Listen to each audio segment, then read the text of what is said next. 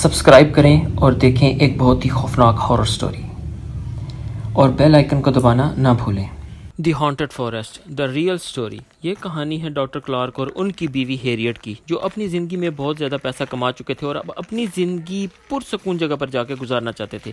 دونوں میاں بیوی نے بہت سی جگہ دیکھی، لیکن ان کو کوئی بھی جگہ پسند نہیں آ رہی تھی کہ ایک دن وہ کنٹکی کیٹ امریکہ کے لیتھل فیلڈ کے جنگلوں کی طرف چلے گئے۔ وہاں پر انہوں نے ایک کچا روڈ دیکھا جو کہ پہاڑوں کے اوپر کی طرف جا رہا تھا، جو کہ بہت ہی خوفناک اور پر اسرار راستہ تھا۔ کلارک اور ہیریٹ نے اس راستے پر آگے بڑھنا شروع کیا اور ایک وقت ایسا آیا کہ وہ راستہ ختم ہو گیا۔ ان دونوں نے اپنی گاڑی کو وہیں کھڑا کیا اور آگے بڑھنا شروع کر دیا۔ ان کے سامنے خوفناک جنگل تھا، لیکن پھر بھی وہ دونوں اس جنگل میں آگے بڑھتے رہے۔ جنگل اتنا گھنا ہو گیا تھا کہ آخرکار سورج کی روشنی بھی مشکل سے زمین تک آ رہی تھی۔ وہ دونوں اس جنگل کو کراس کر گئے اور آگے ایک میدان میں پہنچ گئے۔ اس میدان میں بھی خاموشی تھی، لیکن اس کپل نے ذرا سی بھی پرواہ نہیں کی اور آگے کی طرف بڑھنا جاری رکھا۔ میدان کے ختم ہوتے ہی ایک اور جنگل نظر آ رہا تھا۔ دونوں اس جنگل میں داخل ہو گئے اور ان دونوں کی آوازیں آنا شروع ہو گئیں۔ ان دونوں کو یہ آوازیں بہت ہی زیادہ اچھی لگ رہی تھیں۔ کلارک اور ہیریٹ نے اپنے رہنے کے لیے اس جگہ کا انتخاب کر لیا۔ وہ دونوں واپس نیو یارک آ گئے اور واپس آتے ہی اخبار میں اشتہار دے دیا کہ ان کو یہ لوکیشن والی پراپرٹی چاہیے۔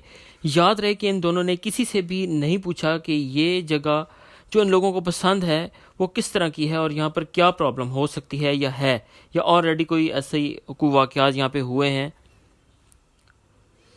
بالآخر ان دونوں کو پراپرٹی کا کام کرنے والی ایک کمپنی نے وہ جگہ دلوا دی، جو کہ 1000 ایکڑ پر مشتمل تھی۔ کلارک اور ہیریٹ نے یہاں اپنی مدد آپ کے تحت مکان بنانا شروع کر دیا، کیونکہ یہاں پر آ کر کے کوئی بھی بلڈر ان کو مکان بنا کر دینے کو تیار نہیں تھا۔ یہ جگہ اتنی ویران اور خوفناک تھی کہ یہاں پہ کوئی بھی کمپنی آ کر کنسٹرکشن کرنے کے حق میں نہیں تھی۔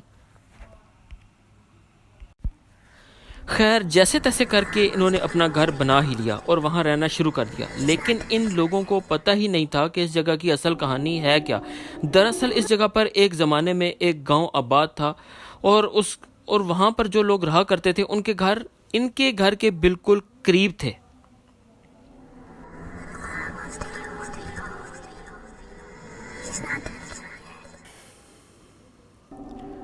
اور جو کہ اب ایک کھنڈر کی صورت میں موجود تھے۔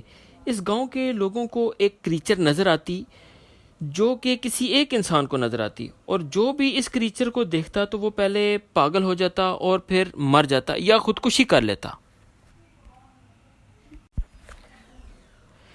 اور اسی طرح ایک ایک کر کے اس علاقے کے تمام لوگ مر چکے تھے اور امریکہ کی گورنمنٹ نے اس جنگل میں جانے سے منع کر دیا تھا۔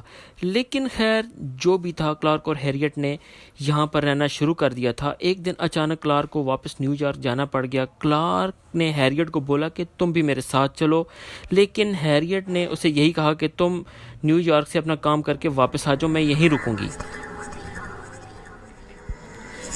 کلارک ایک آدھ دن میں اپنا کام مکمل کر کے واپس چلا آیا، لیکن وہ کیا دیکھتا ہے کہ اس کی بیوی اسے اسٹیشن پر لینے کے لیے نہیں آئی، اور جب اس نے گھر جا کے دیکھا تو ہیریٹ وہاں بھی نہیں تھی۔ ابھی وہ اسے جنگل میں ڈھونڈنے کے لیے اپنے گھر سے نکلا ہی تھا کہ اسے بہت زور زور سے کسی کے ہنسنے کی اور چیخنے کی آواز آئی، جو کہ اس کے گھر کے اوپر کے فلور سے آ رہی تھی۔ کلارک فوراً اوپر کی طرف بھاگا تو کیا دیکھتا ہے کہ اس کی بیوی کا منہ کھلا ہوا ہے اور چیخوں کی اور ہنسنے کی اور رونے کی آوازیں اس کی بیوی کے منہ سے آ رہی ہیں۔ کلارک فوراً اپنی بیوی ہیریٹ کو ہاسپٹل لے گیا، جہاں 12 سال اس کی بیوی کا علاج چلتا رہا، اور وہ بھی بار بار یہی بات کرتی رہی کہ اس نے کسی کریچر کو دیکھا ہے۔ ہیریٹ مکمل طور پر 12 سال کے بعد ٹھیک ہو گئی، لیکن گھر واپس آتے ہی فوراً ہیریٹ نے خودکشی کر لی۔ ہیریٹ کے خودکشی کرنے کے بعد گورنمنٹ نے اس جگہ کو قرض یا آسیب زدہ ڈکلیئر کر دیا اور ہر ایک کا اس جنگل میں جانا بین کر دیا، اور اب اس جنگل میں کوئی بھی قانونی طور پر نہیں جا سکتا۔ بہت سے لوگ انلیگل ابھی بھی اس جنگل میں جاتے ہیں، لیکن وہ اپنی ذمہ داری پر جاتے ہیں۔